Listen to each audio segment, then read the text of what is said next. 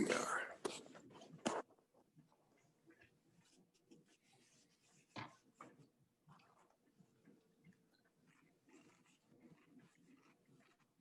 All right, I think we'll go ahead and get started. Looks like we've got a nice representation here today. Welcome everybody to the December meeting of Lambda Alpha. If you're not familiar, my name is Greg Markham and I am the president of the Memphis chapter of Lambda Alpha International. Thank you for being here with us today and hope everybody's doing well and is healthy. Just a quick reminder that dues have been sent out by the national organization and they are now due and payable. You should have received an email from lai.org that has your dues notice in it. As Todd Glidewell pointed out to us this year when he was renewing online, you can put in your credit card information and it will just automatically renew if you're so inclined to do that. So just makes it a little simpler and not have to worry about having to pay your dues every year. So if you're inclined to do that, we appreciate you keeping your dues up and current. So thank you for that. I think we've had about 18 people out of 133 pay so far. So that's a good start. They came out just before Thanksgiving. So appreciate everybody who's done that so far. Not to delay anymore, we're going to get started with Brett Roller, who's our speaker today. Brett is a city planner, economic developer, and downtown advocate committed to making downtown a place for everyone. Currently, he works as the vice president at the Downtown Memphis Commission, where he manages an incentive toolkit that is growing the small developer ecosystem and focused on supporting women and minority-owned businesses. Brett also supports the work of the Downtown Mobility Authority in its efforts to address parking demand and increase mobility issues. And I think that's where Brett is going to focus his time today on, is the downtown mobility effort going on. So Brett, without any further ado, I'll turn it over to you, and then we'll have a little question and answer series after your presentation. So thank you for being with us today. Yeah, thanks, Greg. Can you hear me okay? Yes. And can you see the screen? Yes. Well, okay. It's great to be here with you guys today. I know many of you I've known for a long time, but this is my first time at one of your meetings. So thank you for the invitation. Now, I'm going to warn you, I could talk about this stuff for about 6 hours. We're not going to do that. I started with 150 slides and I chopped that down to about 40. So I expect to go about 25 minutes or so. That's my goal. It is going to be an interactive presentation. So hopefully you see on the screen a website address. You could pull out your smartphone. That's the easiest way to do it. Go to www.slido.com. It will prompt you for an event code. It's easy to remember. It's 901. So hashtag 901. And then there'll be two options. You can look at Q&A or you can go to polls. Click on the polls tab. So I'm going to go ahead and continue, but on the first 5 or 6 slides, I'm going to have all this information on the bottom of the slide if you're still not there yet. So there's a lot we could talk about. I've titled this Parking in Memphis, really talking about how we're thinking of parking and mobility as economic development tools for making a strong downtown. So I work at the Downtown Memphis Commission. Hopefully many of you know about the Downtown Memphis Commission. Our job is simple. Our job is to make the city and county stronger by growing the tax base through a strong and vibrant downtown Memphis. We love downtown Memphis. I live here, it's my neighborhood, but we're not developing downtown Memphis just for the sake of it. We genuinely believe that you can't have a strong city, county, or region without a strong urban core and a strong downtown. Our primary metrics of success are higher commercial property values, that's first and foremost, and then more people. We're trying to attract more people to live, work, play, and invest in downtown Memphis. We've been doing this for a while. I've been here about 10.5 years, but this organization has been around since the late 70s. And we were rebranded in 2011 as the Downtown Memphis Commission. Before that, we were known as the Center City Commission. We've got a big area. We're responsible for 6.5 square miles. The Wolf River to the north, Crump and French Fort to the south, The eastern boundary is generally Danny Thomas, but then it picks up most of the medical district south of Poplar, north of King, all the way east to the covered restaurant at Watkins. So we do a lot in that 6.5 square miles. We're a business improvement district, which means that commercial property owners who own commercial property in that boundary, they're the ones who pay our salary. They're the ones who pay our light bill. They're the ones who help us have a clean and green staff of 40 people out there trying to keep things safe and looking good. We don't receive any property tax dollars, zero property tax dollars. If you live in East Memphis or Midtown or somewhere else, you're not contributing to the organization. Even if you live downtown, you're not contributing to the organization, only if you own commercial property downtown. We do clean, green, and safe work. We do marketing work. We do events when there's not a global pandemic raging. And we also do economic development, and that's what my team focuses on primarily. So what kind of growth do we want? We see our job is to grow downtown. And we think that it starts with adopted plans. So looking at Memphis 3.0, it tells us to build up, not out. It sees downtown as a key regional anchor in the city and county, and it recognizes that the core of downtown is really the heart of downtown. We worked with the 3.0 team and developed a specific downtown master plan called Build Downtown. I think many of you were involved in this. 3 guiding principles came from that I think are relevant to our conversation today. The first is build up. The second is celebrate walkability. And the third is welcome everyone. So build up, what does that mean? Well, we believe that new development should build compact critical mass beginning in the downtown core. We think density, frankly, solves a lot of problems. It's how you create walkable neighborhoods. It's how you create safe neighborhoods where there's eyes on the street. It's how transit makes sense if you've got clusters of origins and clusters of destinations. And it also makes retail work better where you have concentrations of people. We also believe that we need to try to shape growth in the future. And over the next 10 years, we expect about 10,000 new housing units to be built downtown. I would suggest to you that if we were to spread that out evenly across the 6.5 square miles, we might not see much of an impact. We might be leaving something on the table, so to speak. But if we were to find a way to take those 10,000 housing units and direct a large portion of them to the downtown core or within a 5-minute walk of Main Street, we think we could bring blocks of retail, neighborhood serving retail, back to life conceivably. So that's the reason for density. Related to that is celebrate walkability. We think this starts with infill development. Vacant lots and vacant buildings are the enemy of walkable neighborhoods. So we've got a hyper focus on fighting blight and a hyper focus on filling the gaps, looking at parts of downtown that are already pretty successful and filling those missing teeth. But we also know that when you do infill development, sometimes you're replacing parking lots, but in all cases, you're adding more demand for parking. So the more infill development we do, the more parking supply we might ultimately need. And the third, last but certainly not least, one of our guiding principles is welcome everyone. We want to consider the equity impacts of every decision that we make, every program, every policy. And we genuinely believe that downtown is everybody's neighborhood. It's our shared public living room. It's the place that we come together to gather, to celebrate, to mourn, to protest. And it's an important part of our cultural life and civic life in this community. We also think that adding new access to the riverfront, adding new access downtown, new parking supply downtown, it helps people take advantage of downtown as everybody's neighborhood. So here we are. I'm going to pull up a couple Slido questions just to get us started.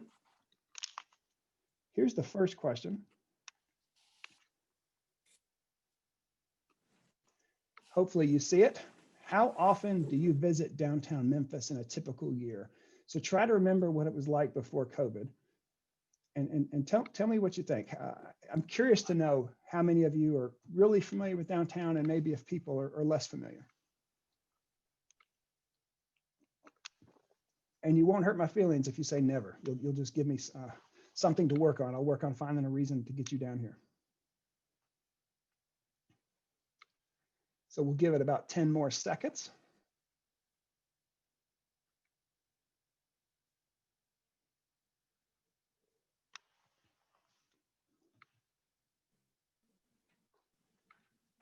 All right, well, it looks like most of us are down here really frequently.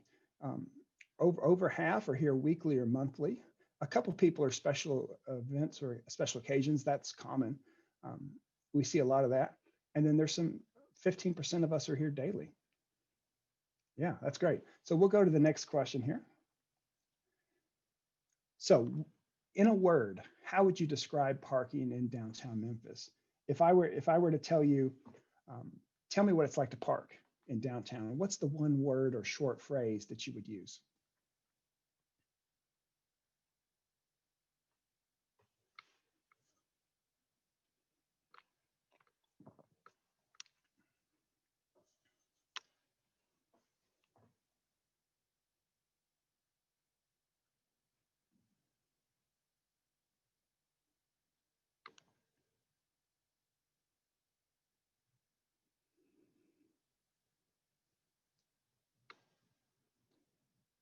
All right, that's interesting. This is exactly like the feedback that we received throughout the parking study. If we were to ask people, hey, what's it like to park in downtown Memphis? Half of the people would say, oh, Lord, it's impossible. I hate it. It's expensive. It's challenging. It's difficult to park in downtown Memphis. The other half would say, it's easy. It's not a problem. It's convenient. It's cheap. It's free in many cases. It's never an issue. And what we learned in the course of this parking study is they're both right. It's a matter of when and where and how far you're willing to walk. And that makes our work especially challenging. So we'll go to another question here. Simple question. Do we need more parking in downtown Memphis? Yes, no, or I'm not sure.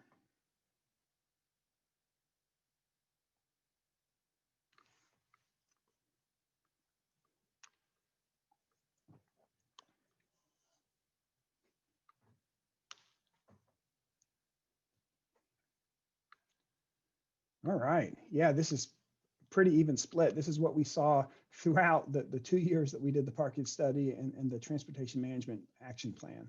So very much in line with what we've seen. So this is the only question where there's a right answer.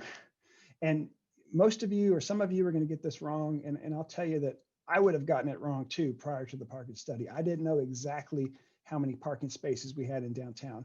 But go ahead and tell me what you think. This is on-street spaces. This is off-street spaces, total parking, public, private.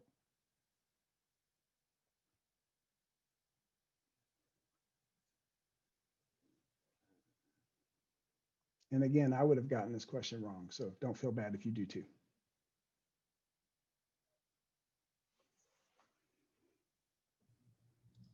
This would include your entire 6 square mile area. Is that correct? Sure would. Yeah. Yeah.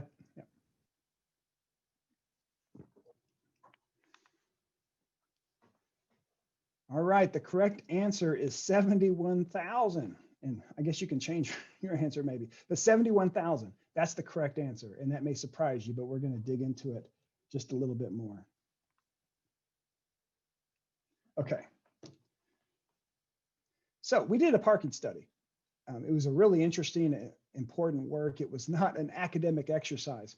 We have a problem we were trying to solve, and to some extent, we still have the problem. Where you have a parking fund with very finite resources in that parking fund. It can only be used for parking garages under the law. So we've got to figure out how to use that.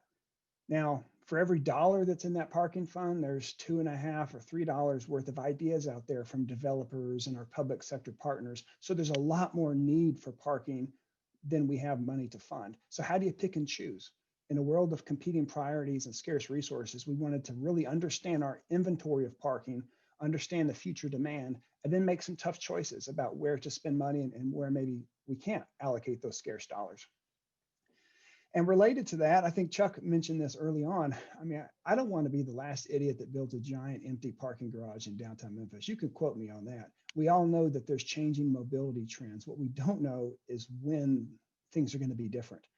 I haven't heard anyone who believes that the next 20 years of parking is going to be the same as the last 20 years of parking.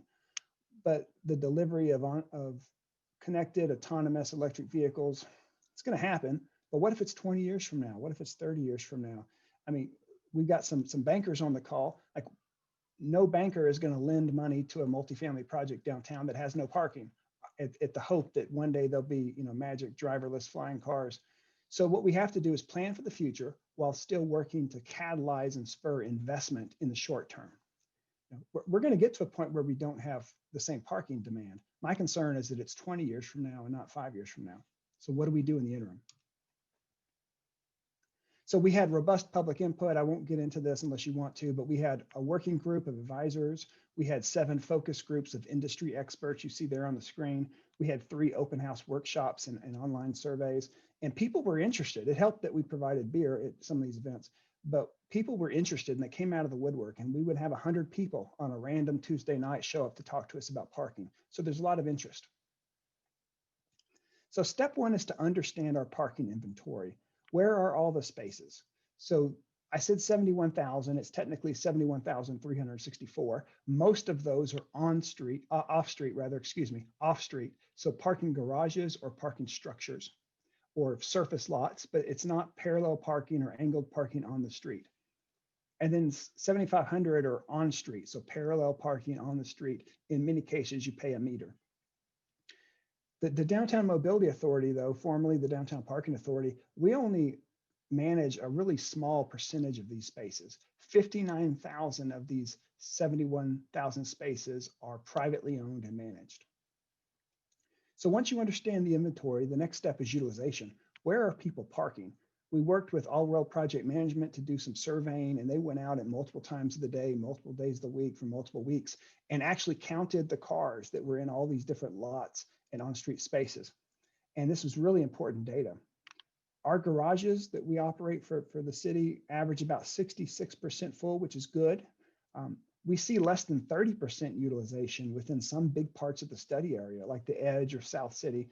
What that means is at any given time, maybe there's 70% of the spaces that are open. As you would expect, the residential areas had the highest overall utilization rates. And one interesting thing to note here is at any given time across this 6.5 square miles, we think there's about 45,000 unused spaces. Now that sounds like a lot until you realize that most of those spaces are in restricted facilities, off-street facilities. So you and I can't park there unless we live at the building or we work at the company. But that reserved parking, it creates an artificial constraint on supply. The spots are there, you just can't park there. So once we understand the inventory, the utilization, we got to think about what are our needs in the future? How do we estimate future parking demand? So what we did was look at immediate growth scenario, a 5-year growth scenario, and a 20-year growth scenario. And the headline here is that even with the 20-year boom scenario, if you look at the whole study area, we technically have more spaces than we think we'll need. Now, they may not be in the right place. They may be too far away. But if you look at just the number of spaces, we have 71,365, and our 20-year growth scenario assumes about 65,000 are going to be needed. So that was confusing to us, and it was challenging to us. So this question of, do we need more parking? I don't think there's one answer. I think there's an answer that's more right than the other, but there's not a right answer. If you answer yes, we need more parking, you're probably recognizing that we have acute parking shortages in high demand areas, for specific office buildings or specific neighborhoods. And you also probably know that if there's 1,000 spaces way up north or way down south or way out east, that's not going to help the Orpheum. That's not going to help FedEx Forum. That's not going to help Main Street businesses. So available parking in some cases is a little too far away to be useful. And then our banks will tell us that they're not interested in financing commercial projects without some kind of parking solution. So we still need parking. If you answer no, we don't need parking, you're not wrong either, but you're probably looking at the actual sheer number. And you say that we've got more spaces across the study area, which we do, than we need in the next 20 years. And you probably also look at those 45,000 spaces that are private, that aren't being used, and say, hey, these facilities are sitting empty after peak hours. Let's tap into that before we build new. So we had 36 pages of implementation ideas. I'm not going to bore you with all that. We took that and boiled it down into 3 big ideas. And what I'm going to do here is really quickly go into how we're making each of these 3 big ideas actionable. And then I'm going to jump into the Mobility Center. So the first one was use existing parking first. Don't let building new parking be the only club in our bag, but let's think of building parking as an option of last resort if there's not other ways to solve the problem. Second big idea was to build new parking strategically and sparingly. We don't want to be in the business of building individual garages for individual projects. We want to be in the business of building garages to unlock the development potential of neighborhoods or blocks. And then finally, we're going to expand our toolkit. We're going to add more clubs to the bag than just parking, and we're going to find other ways to solve for mobility and parking needs. So under use existing parking first, we've done a lot so far. We issued an RFQ and we selected a new parking operator, Premium Parking. And the headline here is they have a clear focus on increasing utilization of our current facilities. The way that their deal is structured with us, they need to increase utilization for it to be worthwhile. So they've got a hyper focus on that. And even in COVID times, we're seeing some good numbers come out of those garages because of the way that they operate. It's a gateless system that uses license plate readers. We could talk about it in the Q&A if anybody wants to learn more about it, but we think it's the wave of the future for parking. The next thing we're doing is we're testing, you may have read about this, we're testing an on-demand shuttle called the VIA shuttle. It's going to be branded, but the company is VIA.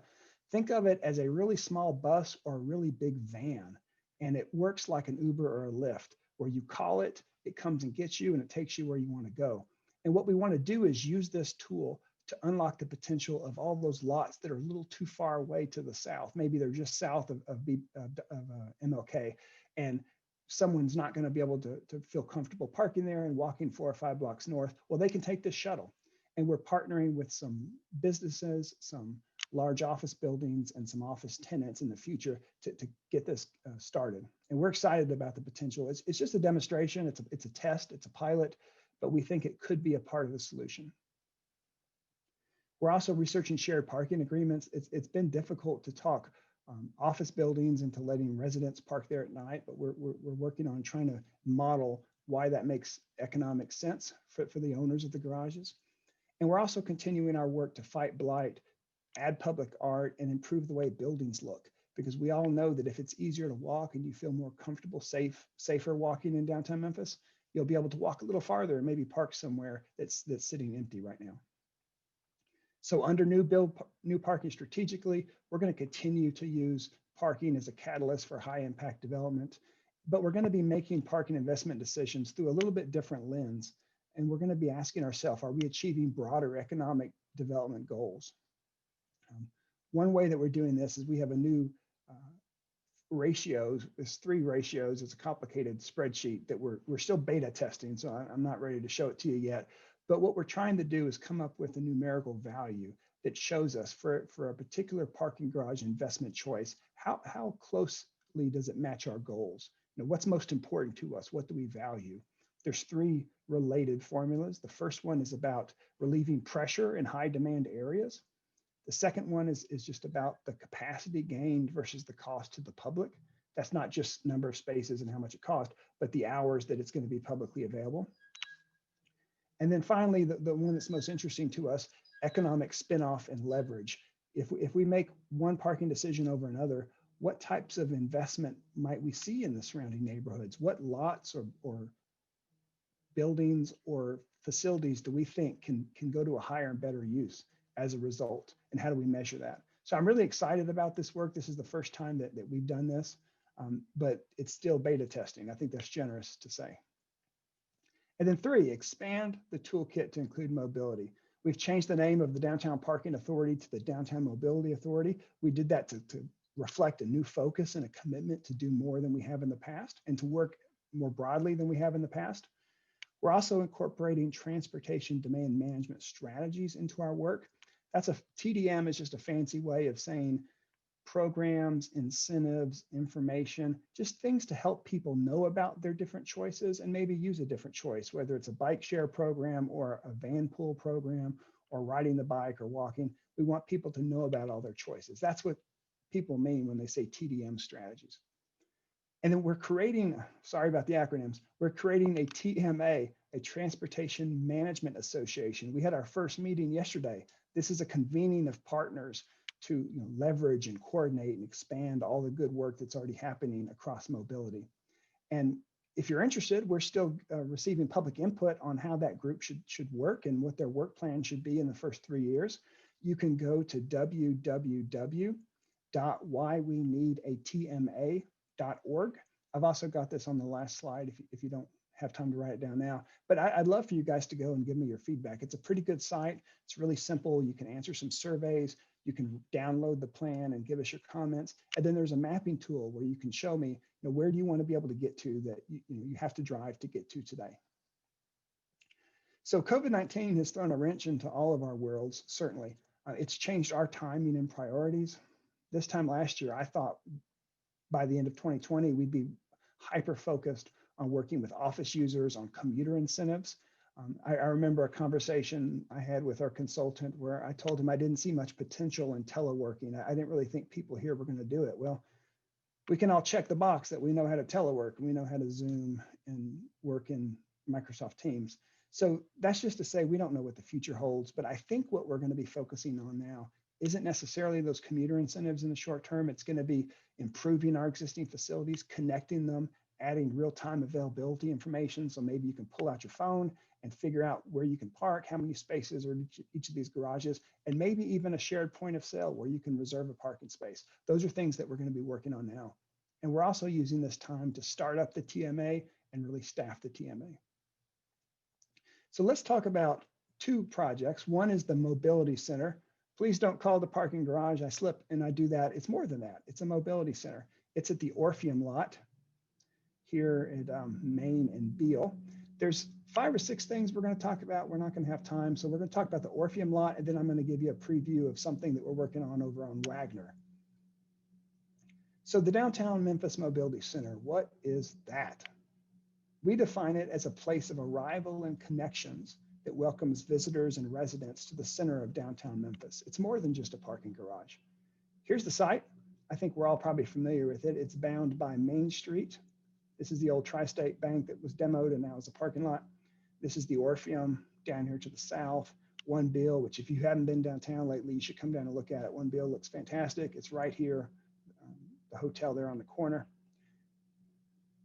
It's a city-owned lot. It's been used for many years under a long-term agreement with Bell's Enterprises. It's about 1.3 acres. This says 206, but we think it's more like 212 parking spaces, depending on how you count some of the reserved spaces. And right now, most of it during pre-COVID times and maybe post-COVID times, most of it is reserved during the day with nearby office users. And then in the evenings when there's events, people would park there for that. So we see an opportunity here to reimagine this site as a mobility center with new parking, of course, to support growth in the core. If we're trying to build that compact critical mass, if we're trying to build up, not out, we need to invest in the places that people want to be and want to invest. We think that we can grow the parking supply here from 212 spaces to as many as 1,400 spaces. We also see a good opportunity to activate the ground floor along Main Street, Beale Street, and Front Street, have some retail space, have some interest at the pedestrian level. And finally, we want to create a central hub for parking, for ride sharing, for micro-mobility, a bike commuter station. That's the showers. We'll talk about that in a minute. And improve trolley access. This can really be the place that you park once and then take a scooter or a trolley or a walk or take a bike anywhere you want downtown. So the bike commuter station, this is the showers that you heard about, the infamous showers. 2 models are typical. One is it's operated by a nonprofit set up for the purpose of running the bike commuter station. But the more common model is it's operated in partnership with a local bike shop or an outdoor shop. So there's a retail component. But under either model, it's a membership-based program. You can't just walk in off the street and take a shower. You have to be a member. And if you're a member, you have access to the common amenities like lockers and bike storage, bathrooms with showers and changing rooms. And there's almost always a self-service bike repair area. So you can work on it. If you got a flat or you've got a problem with some aspect of your bike, you can work on it there. So we're looking at the potential of adding this as a program element to the mobility center. So how big should the garage be? We think that the garage needs to fit the neighborhood. So we looked at the heights of all the adjacent buildings, and we think up to 80 feet in height will still fit and be in character with what you see in the range of buildings in the neighborhood. If this looks like a stark naked garage at the end of the day, then I will have failed. We will have failed. We really want the exterior to be interesting and artistic. We're looking at different materials with LRK, they're the architect. We're looking at different materials to make it more than just a stark naked garage on the outside. And you'll see here on the bottom left, the idea of a monumental stair. We're exploring that idea as well. And with signage and lighting in this part of town is really important. So we want to take cues from all the beautiful signs and the lights that you see on Beale Street and maybe incorporate some of that into the flavor of the garage. So some quick images here. These are really early renderings just to get a sense of the mass and scale. The design is underway as we speak. The next time you see these renderings, they're going to look a little different. But you start to see the monumental stair there. The Orpheum is on to your left. Walking down Beale Street, you'll see one Beale there peeking up. You'll see ground floor retail space here on the corner and a trolley stop on the corner. There you see one Beale there. So this building is just a future building on the Bell's property. It's just a concept. There's no building there now. It's a parking lot right now. But you see an anchor retail space there on the corner as well. And this, you start to see how the monumental stair terminates, and we see the potential to have a nice rooftop amenity up top, something that could accommodate gatherings of 50 people. Now, we also think that it would be a place that you can park during the day, but maybe it's designed in a way that really makes it fit to do more than just parking, where you can have special events up there. And we think the views are going to be tremendous, looking down towards Beale Street and then also towards the river. So we estimate about 8 or 9 floors of parking. There's more than 10 feet of grade change between the lowest point in the highest corner. So we think you can actually enter in from Beale Street and be a level lower than you are when you enter in from the north on B.B. King. So that would help us get up to 9 floors. We think that we can squeeze in about 1,400 spaces. This says 13,000, but I think it's more like 12,000 square feet of ground floor commercial space. We're still configuring that a little bit. This will also provide easy access to the trolley and bike share system. As we talked about, we're going to have that bike commuting station and then the rooftop event space. And our all-in budget on this is $42 million. And that's coming again from a special fund set up just for parking. So it can't be used for anything else. It can only be used for parking. So this is the current floor plan. It's going to change a little bit, but I'll point out that you've got Main Street here on the right. You've got Beale Street down below with the Orpheum. And one thing I think you'll notice right away is that you've got, this shows 7,000 square feet of tenant space or multi-tenant space there on Main Street, right across from the intersection of Beale and Main. We think that's prime space. We've already gotten a lot of interest, believe it or not. We've already got several users that would take all of it and would be good users. So we just have to figure out if we can make it work. But there is interest in this space. We also think that there's the potential to have a tenant space here on the west side on the corner. And it feels a little bit out of the way until you realize One Beale is just right here. And this is going to be more of an active corner in the future. And we think this lays out well for a restaurant. It even has a mezzanine space. I'll also point out, it's a small thing, but we've designated a rideshare pickup drop-off location. This is something that we've heard from patrons of Beale Street and Beale Street businesses and downtown core businesses for many, many years. They wanted an official place for people to be able to pick up and drop off Ubers and Lyfts. So we think there's a way to incorporate that here, along with some bike racks.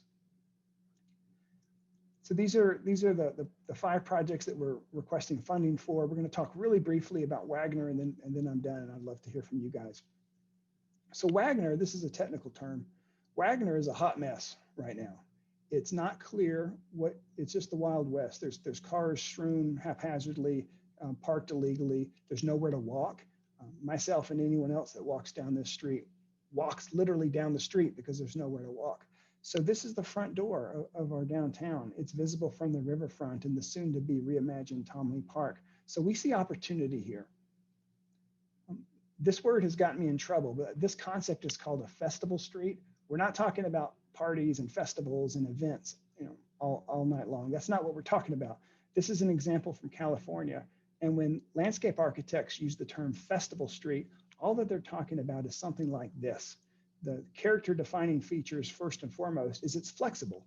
It works really well for parking. That's how it's designed. But it can also be used for other things. Once a year or whenever you have a big event or you want to have an outdoor concert, it can accommodate that.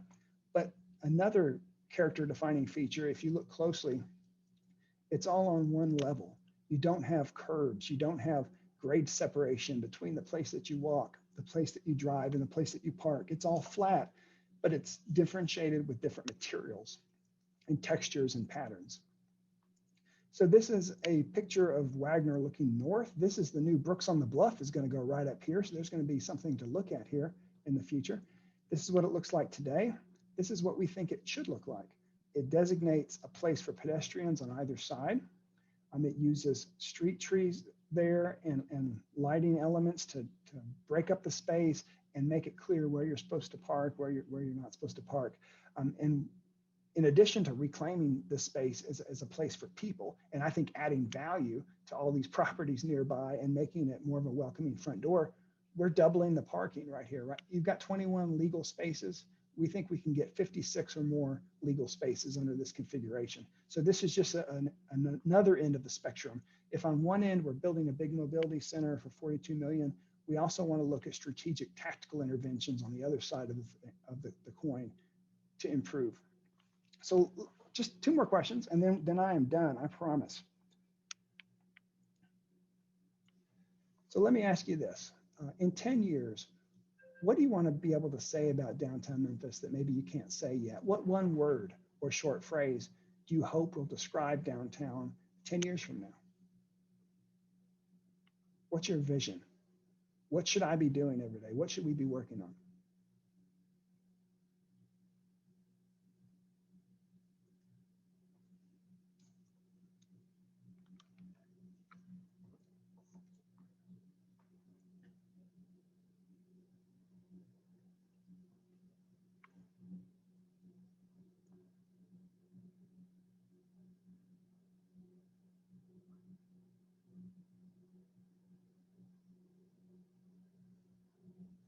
All right, maybe 10 more seconds.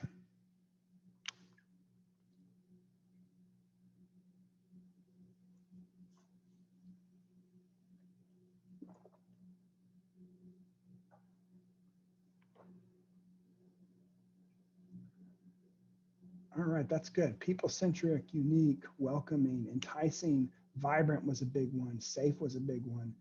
Profitable, connected, magnetic. Those are all great examples.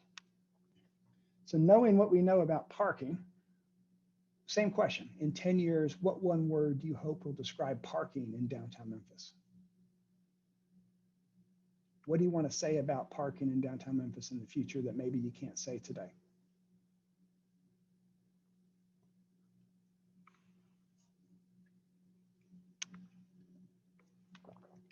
Yeah, convenience is a big one.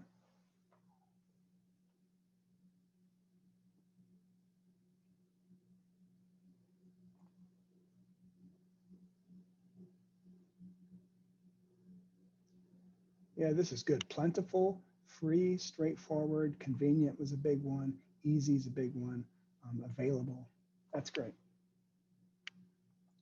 So with that, I'm done. I'd love to hear from you guys, and I can try to answer any questions. Here you find my contact information. Call me, email me anytime. I'd love to talk to you.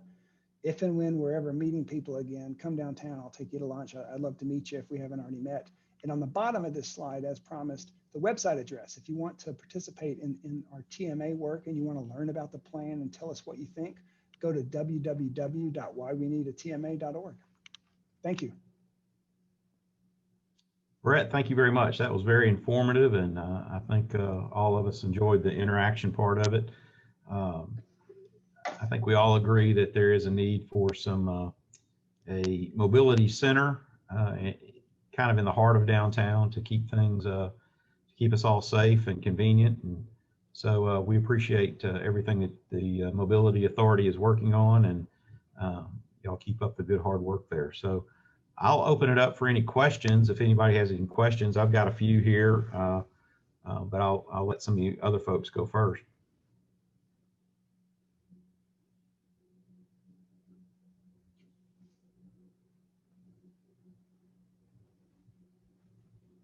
All right. If we don't have any takers, okay, go ahead, Steve.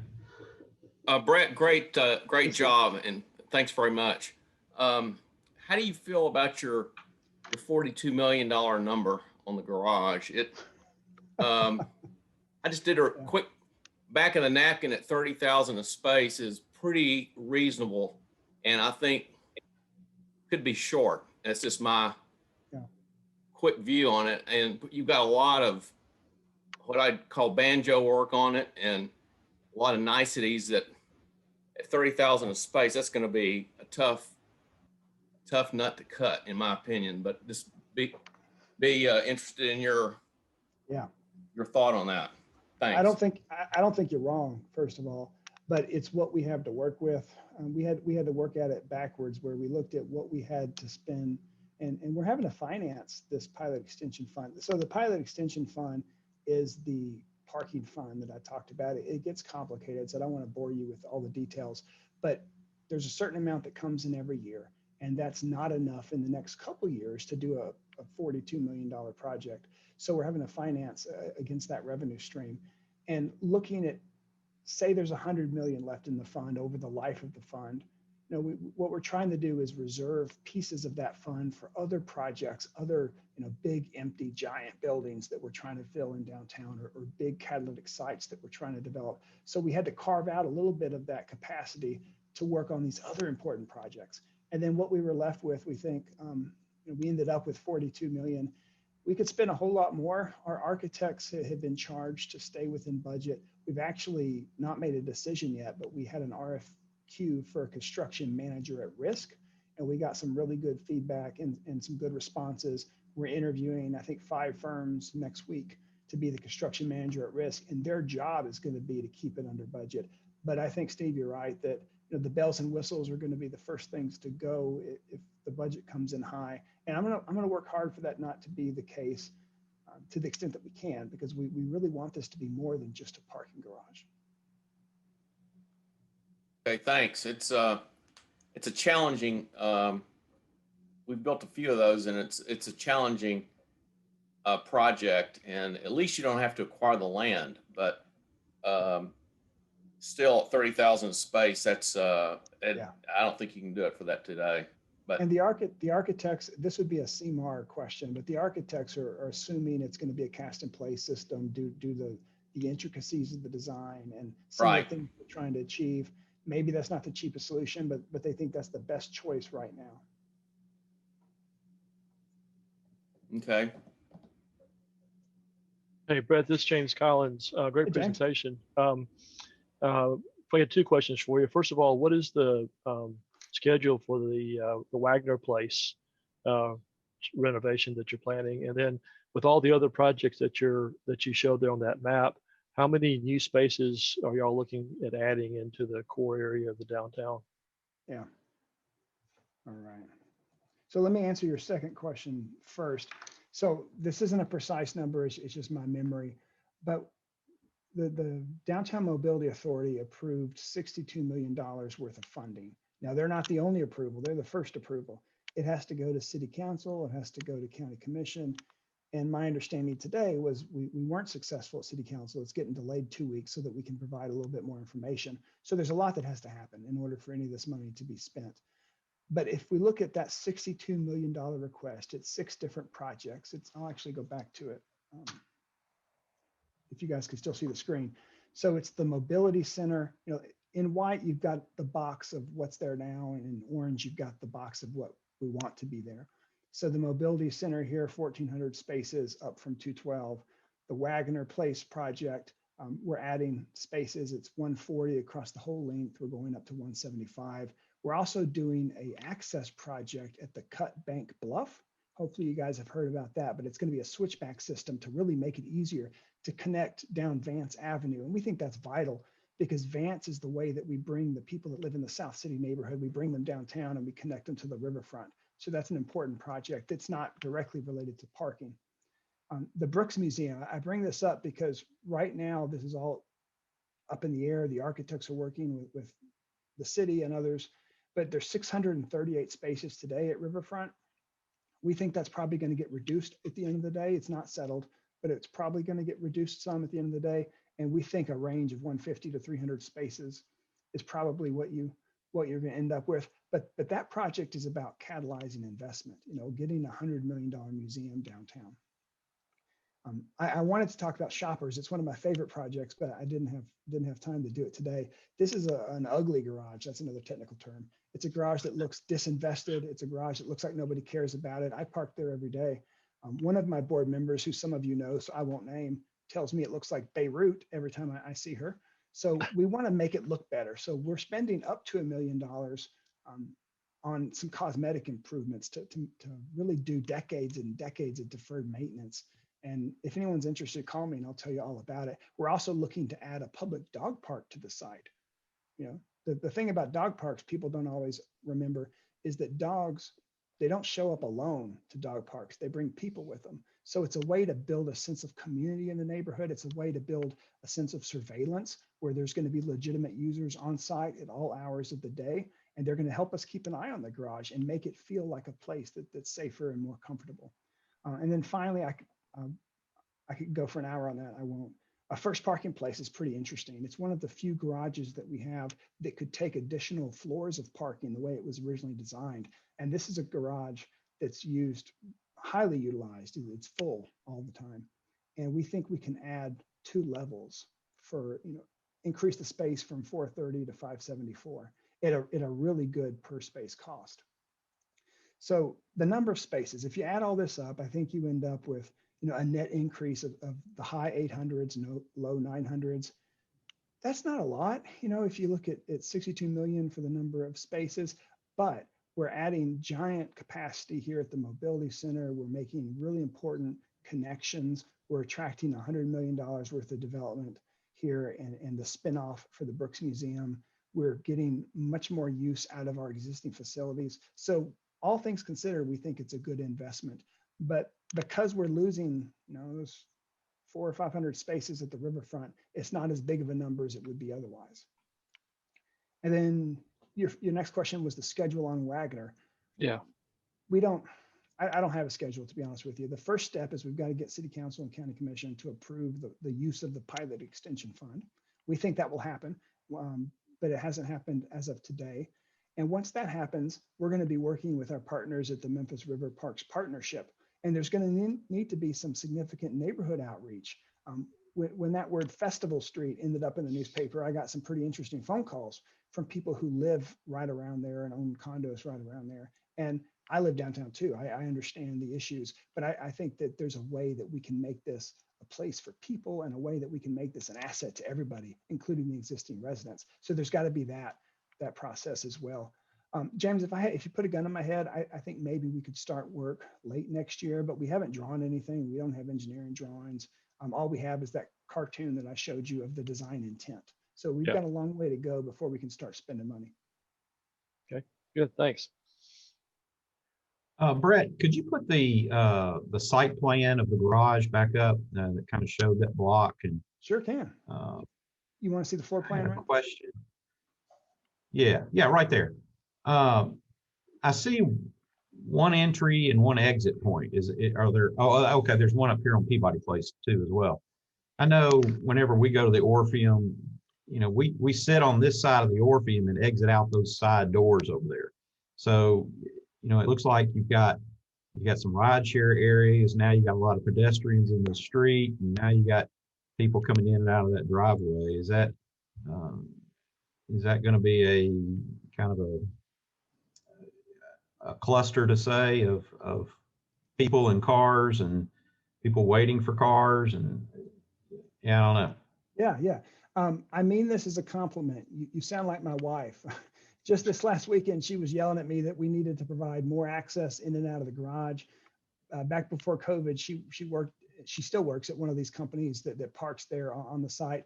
So she was trying to convince me that we need as many entry and egress points as possible. And I agree. There's going to be a limit to what traffic engineering wants us to do. And our friends at Bell's, they certainly are concerned about anything that creates a lot of congestion in the neighborhood, as they should be. So we've got LRK as the architect. They've engaged Tim Haas, who's a internationally known parking consultant, and they're modeling all that right now. I would embarrass myself if I try to regurgitate some of the technical stuff, but they're modeling the level of service. They're modeling how quickly we're going to be able to empty the garage during peak demand periods. And at the end of the day, they're going to be comfortable that we're not creating a cluster. But I think that I share your point, and my wife certainly does, that is adding more ways in and out of the garage would be better. As many as You know, possible. I've been down to park in the, we'll call it the Peabody Place garage that's attached to Hooters restaurant and all. And, you know, I've gotten locked up in that thing before for several, you know, for an hour or more at least trying to get out. So just being able to dump these things is a big issue. Yeah, I think you're right. And I don't want to sound like I'm belittling the point, because you're absolutely concerned. If your concern is well justified, that if people come downtown and it's miserable and they get trapped, they might not want to come back, and they might tell people not to go downtown. So we're aware of that. But on the flip side, I mean, congestion is also a sign of success in some ways. The fact that we've got lots of people who want to be downtown, I don't see that necessarily as always negative, but it has to be convenient for people. It can't be miserable to come downtown, and we agree with you on that. I like that you've teamed with Premium Parking. You know, they have an app, which is really nice.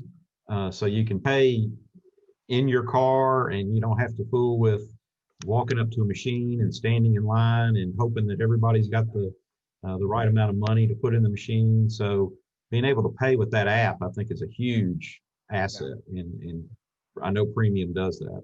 Yeah, it's a really great, and I'm not going to be a commercial for them, but it is a good app. You can do things like add time. It gives you push notices that, hey, Brett, you've got 10 minutes left. You want to add an hour. You know, it makes it really easy to do that. You can also pay in person with a credit card or with cash. So if you don't have a smartphone, you can still park there. There's kiosks at the garages where you can put in some money or swipe your credit card. Anybody else have any questions for Brett?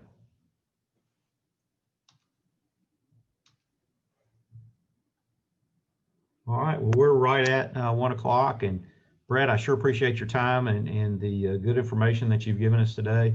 I think it's something that is needed downtown, and I wish y'all luck. It's a shame that we actually couldn't have been building that right now while downtown is kind of calm. So it's going to be interesting when things pick back up downtown and you take those 200 or 250 spaces out of the queue. So yeah, it would have been nice to be able to get that out of the ground while we were all sitting here. Yeah, the Orpheum certainly agrees with you, as do I. Yeah, no doubt. Yeah. So this is our last meeting for the year. Typically in January we take off.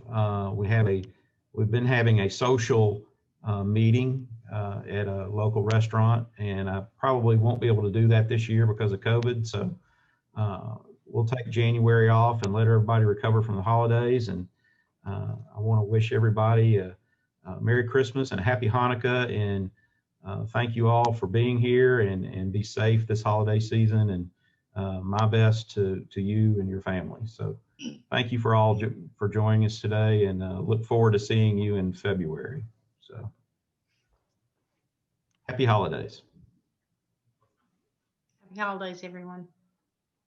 Thank you. Thank you.